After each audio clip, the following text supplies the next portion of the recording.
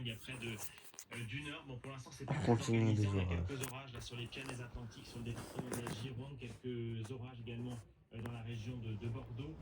Donc ces orages vont se multiplier. Hein. C'est toute la Nouvelle-Aquitaine qui va être concernée jusqu'en milieu de nuit prochaine.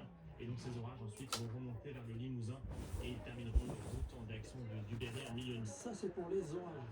Concernant les températures, ça fait un peu plus frais. Il faisait un peu plus frais aujourd'hui à l'ouest. Ouais. En revanche, à l'est, c'est toujours très compliqué. Alors à l'est, c'était très compliqué. Hein.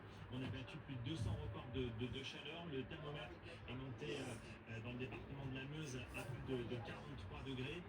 Il n'avait jamais fait aussi chaud dans de très nombreuses villes de France. Et je vais retrouver... Et vous êtes en train de retrouver votre fiche avec... avec toutes les villes. Langres, Nancy, Colmar, Mulhouse, Vichy, Metz, Strasbourg. Hein. Là, on a battu des records dans toutes ces villes. Des records dans toutes ces villes. Metz, station ouverte en 1940.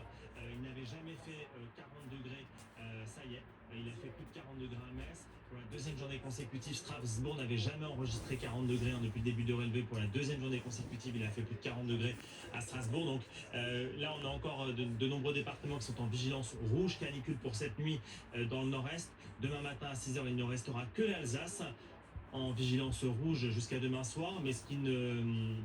Il ne faut pas oublier que même si une grande partie des départements sortent de la vigilance rouge, on en aura toujours plusieurs dizaines demain en vigilance orange. On a une vision un peu faussée, c'est-à-dire qu'on a tellement eu de départements en vigilance rouge, ça y est, le rouge s'en va de la carte et on se dit tout va mieux, c'est fini. Et en fait, non. Demain, dans de très nombreuses régions, il fera encore 35 degrés. Hein. Quand vous avez du 35 degrés sur des organismes qui sont éprouvés, fatigués, la canicule fait encore des dégâts à ces niveaux de température. Donc il va vraiment falloir attendre le début de la semaine prochaine pour se dire ok, là on est sorti du dur, quoique la chaleur est emmagasinée, on l'a dit, dans les appartements, dans les maisons. Donc voilà, on va s'orienter, c'est vrai, progressivement vers des températures beaucoup plus raisonnables la semaine prochaine. Après, c'est difficile lorsqu'on regarde les prévisions à plus long terme à partir du week-end prochain, donc dans une dizaine de jours et la semaine suivante. On a en effet à nouveau des signaux de chaleur, voire de très forte chaleur. Donc c'est une situation qu'il va falloir surveiller. Allez, on voulait revenir sur ces conséquences justement sanitaires de cette canicule. Rafik Mazmoudi, vous êtes médecin urgentiste à l'hôpital Georges Pompidou. Comment ça se passe au niveau des urgences de votre hôpital ? La situation elle est tendue comme tous les hôpitaux de France, mais en tout cas en particulier à Paris, juste en face, on a toujours des patients qui sont sur des brancards. On n'arrive pas parce que les lits ne se vident pas. Donc la multiplication de l'afflux, et je dirais que nous, par rapport à cette température qui varie pour le moment, la semaine prochaine, pour nous, dans les 2 semaines qui vont venir, même si la température baisse, le plus dur, c'est les 2 semaines qui arrivent, le plus dur, c'est ça ? La pression sur l'hôpital, elle sera toujours là. C'est-à-dire, juste après, on aura peut-être au 14 juillet une autre canicule. Donc, je pense que l'hôpital, il ne va pas s'en sortir des empires. Voilà, tout à fait. Donc, c'est sûr que ce que je disais tout à l'heure, c'est la température la nuit qui est plus importante, parce que tant qu'elle ne descend pas, où il n'y a pas une grande différence entre la nuit et le jour, au bout de 2-3 jours, les organismes, surtout chez les personnes âgées ou les personnes qui ont des maladies chroniques, qui ont des traitements diurétiques, qui font uriner ou des psychotropes, là, on va avoir des personnes qui sont peut-être chez eux et qui vont arriver après parce qu'ils décompensent progressivement. Donc le plus dur, c'est vraiment les 2 prochaines semaines. Les 2 premières semaines. Donc, quelle que soit la différence sur la baisse des températures, et comme l'humidité là qui augmente encore, ça ne va pas arranger les choses. Donc, en tout cas, pour l'hôpital, la situation n'est pas encore réglée. Pour l'hôpital, elle est compliquée, mais l'autre inquiétude, Ludovic Pinganos, sont toutes ces personnes qui sont chez elles et que l'on découvrira probablement malheureusement décédées quelques jours, voire quelques semaines après. Ça s'est arrivé, vous étiez justement en 2003, pendant la canicule, ça vous est arrivé ? Oui, moi j'ai vécu ça en 2003 parce que j'étais encore sapeur-pompier professionnel à cette époque. Et on parle beaucoup de ces personnes qui sont prises en charge par les urgences et qui sont prises en charge en structure hospitalière, mais ça, ce sont les personnes qu'on voit. Et puis il y a les personnes qu'on ne voit pas et qu'on n'entend pas. Ce sont ces personnes qui sont effectivement à domicile, qui sont malheureusement oubliées de beaucoup de monde, de leurs voisins, de leurs familles, de leurs amis, et qui très clairement, de façon très sournoise, mais de façon certaine, sont en train de mourir. Donc elle est là, la réalité. Et souvenez-vous, en 2003, On a découvert malheureusement des corps à domicile des semaines et des semaines après. Et ce que vient de dire le docteur est très juste. Cette période de canicule va forcément s'arrêter à un moment donné, mais les effets sur la santé des personnes, elle va se poursuivre encore pendant plusieurs jours, voire plusieurs semaines. Alors imaginez-vous s'il y a une deuxième canicule dans Alors là, 15 jours. alors figurez-vous que je suis encore plus inquiet. Mais moi, si vous voulez, je suis très inquiet pour tout ça et je ne comprends pas. Et je suis même en colère, mais ça devient une colère froide. Je ne comprends pas qu'on ne tienne pas compte des enseignements de 2003, justement, parce qu'on devrait se focaliser sur ces personnes à domicile. Moi, aujourd'hui, j'ai entendu dire, bon, et c'est une bonne chose, il faut leur téléphoner, il faut tenir à jour des listes de personnes vulnérables, ce que font certaines mairies. Et il faut aller les voir, Ça ces suffit gens. pas de téléphoner, oui, Il faut aller les c'est ça. voir, il faut s'assurer s'ils vont bien, il faut voir où ils habitent. Et s'ils habitent dans une passoire, pardon, dans une bouilloire thermique, il faut les prendre en charge. J'ai entendu une disposition proposée, demandée par le Premier ministre de mobiliser les facteurs lundi pour rendre visite à ces personnes. Mais pourquoi lundi? Alors pourquoi on n'attend pas mercredi ou jeudi? À ce moment-là, on va y aller doucement. Mais enfin, honnêtement, C'est ce week-end qu'il faut le faire. c'est maintenant qu'il faut le C'était faire. aujourd'hui qu'il faut le faire, bien sûr. J'étais sapeur-pompier. Quand une personne est soumise à des fumées d'incendie ou à des flammes, quand une personne est soumise à un risque d'inondation, vous croyez qu'on dit on va attendre lundi pour la sortir de son appartement? On a des personnes qui sont en train de mourir, on le sait, c'est très documenté. Sur le plan médical, c'est très documenté également. Et là, on attend en disant peut-être que ça ne va pas se passer. Et moi, je pense que c'est une erreur. Je me demande si c'est même pas une non-assistance à personne en danger. Parce que ces personnes-là, quand elles vivent en débrouillard thermique, quand elles sont en mauvaise santé, il faut les sortir. Et soit une opération de sauvetage, soit une opération de mise en sécurité. Et pas forcément les placer dans une structure hospitalière parce que c'est pas forcément utile, mais au moins les placer dans des endroits rafraîchis, comme le disait madame, que les mairies peuvent aussi mettre à disposition de ces personnes. D'accord avec ça, non-assistance à personne en danger, disait Ludovic Payano. Oui, puisque je vous parlais du Danemark tout à l'heure, au Danemark, vous avez un système qui s'appelle le Tryghedsopkald, qui en fait est littéralement les appels de sécurité pour la chaleur, pour la faire courte.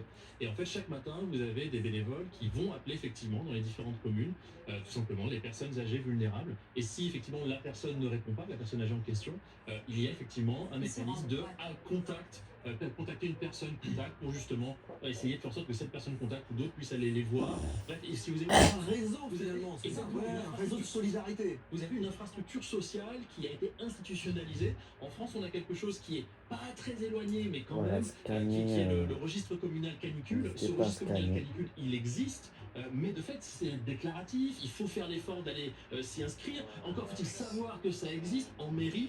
Et de fait, encore faut-il que la mairie concernée ait les moyens, effectivement, de pouvoir mettre en place ce qu'il faut derrière. On pourrait le renforcer ce dispositif, Catherine Becquerel.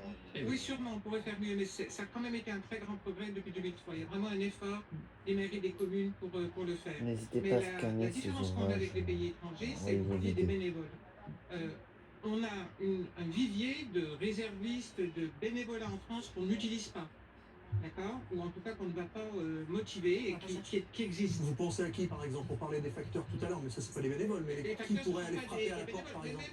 même des retraités tout jeunes, les jeunes retraités, des soignants qui pourraient venir donner un coup de main à l'hôpital, et puis même d'autres professions qui peuvent donner qui peuvent aider en tout cas à des soins ancillaires. Nos collègues médecins il faut donner à boire aux personnes dans les services d'urgence et tout. Les soignants n'ont pas le temps de faire ça. Et le problème très important que vous citez, c'est savoir, ok pour les évacuer, mais il faut trouver des îlots de fraîcheur qui ne soient pas à l'hôpital. On ne peut pas tout mettre à l'hôpital.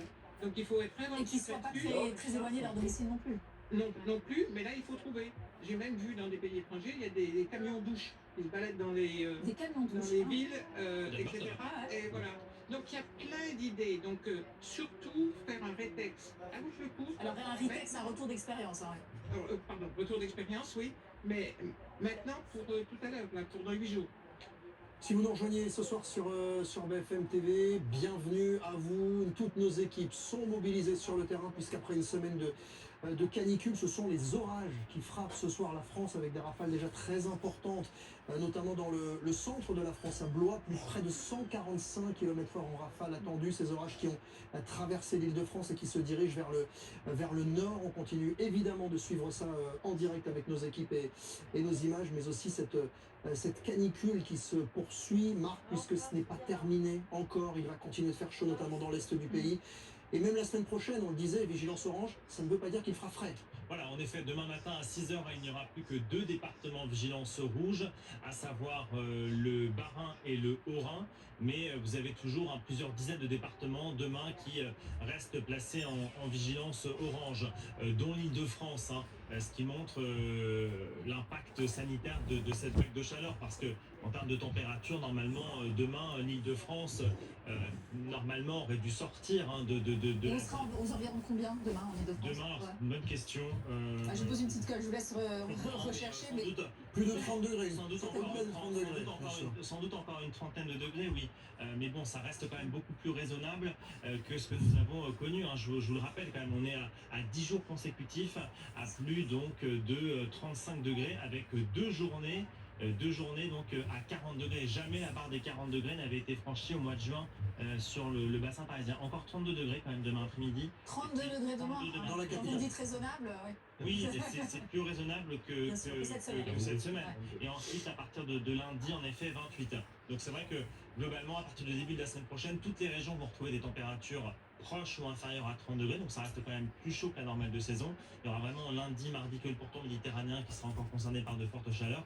Le problème, c'est que bon, on rentre, a priori, on entre dans une phase un peu de répit.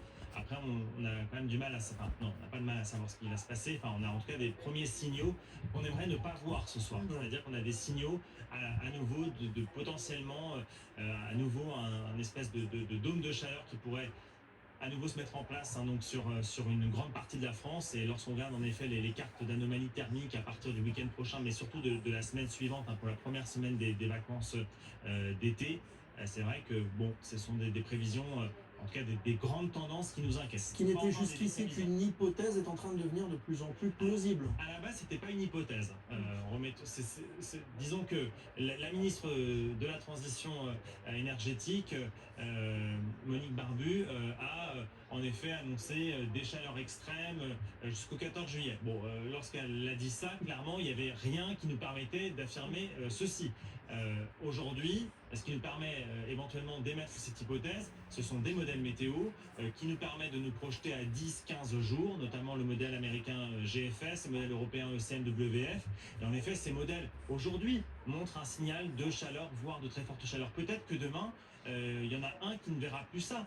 Peut-être qu'au contraire, demain, ils renforceront l'anomalie thermique. Enfin, très clairement, lorsqu'on est à 7-10 jours de l'échéance, les choses peuvent encore basculer. Et on l'espère très sérieusement, parce que lorsqu'on voit le niveau des températures depuis quelques jours, si on se dit, ok, on va devoir repartir sur ce même niveau de température dans une dizaine de jours, très clairement, la situation va devenir... On est déjà fatigué par avance. Oui.